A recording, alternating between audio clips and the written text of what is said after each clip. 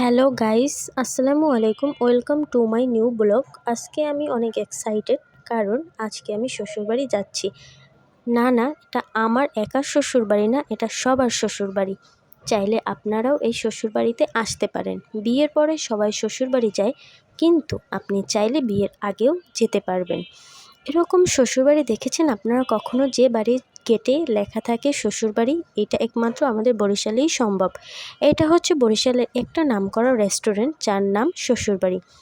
নাম শুনে একবার না একবার সবারই যেতে মন চাইবে। এর মধ্য দিয়ে দেখলাম ছোট ছোট কুঁড়েঘরের মতো, ভিতরে ঢুকতে রাস্তার দুই সাইডে রং বেরঙের বাঁশ, কিছু কিছু ঘর আছে মনে হচ্ছে বাঁশ দিয়ে বানানো, কিন্তু দেখতে মাশাআল্লাহ অনেক সুন্দর লাগতেছে।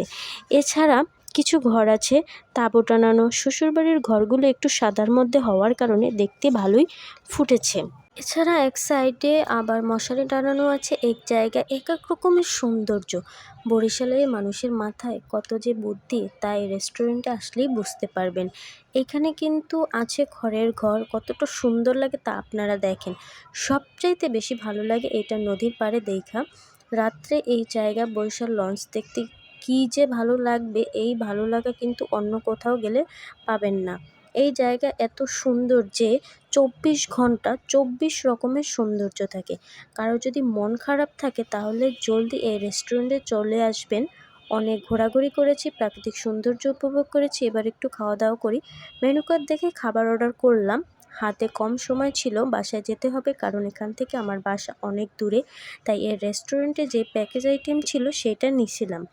আর এর সাথে একটা ঠান্ডা অর্ডার করছিলাম। যখন রেস্টুরেন্টে আসছি তখন খুব একটা মানুষ এখানে ছিল না, আর এখন কিন্তু মানুষজনে ভরে গেছে।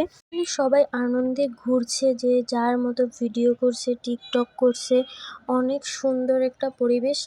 কে কে এই বরিশালের ফেমাস রেস্টুরেন্টে এসেছেন কমেন্ট করে অবশ্যই জানাবেন। আমার কাছে সব মিলিয়ে খুবই ভালো লাগছে। এত সুন্দর খোলামেলা পরিবেশ আসলে সব জায়গাতে পাওয়া যায় না। নদীর পাড় থেকে হাঁটলে মনে হচ্ছে যে সমুদ্রের পাড়ে এসেছি। অনেক সুন্দর পরিবেশ। নদীর পাড়ে এরকম আরও অনেক অনেক রেস্টুরেন্ট আছে, যার কোনো অভাব নেই। রেস্টুরেন্টের পাশ থেকে হাঁটতে হাঁটতে যখন সামনের দিকে যাচ্ছি, তখন দেখি আইসক্রিম, আর আইসক্রিমের লোভ কি সামলানো যায়? তাই তাড়াতাড়ি করে চলে এসেছি আইসক্রিম খেতে, এবং আইসক্রিম খেয়ে আবার নদীর পাড় থেকে হাঁটতে হাঁটতে চলে যাচ্ছি। আইসক্রিম খেতে খেতে নদীর পাড় থেকে যখন যাচ্ছিলাম, তো অনেক ভালো লাগছিল। খুবই সুন্দর একটা জায়গা, মনোরম পরিবেশ।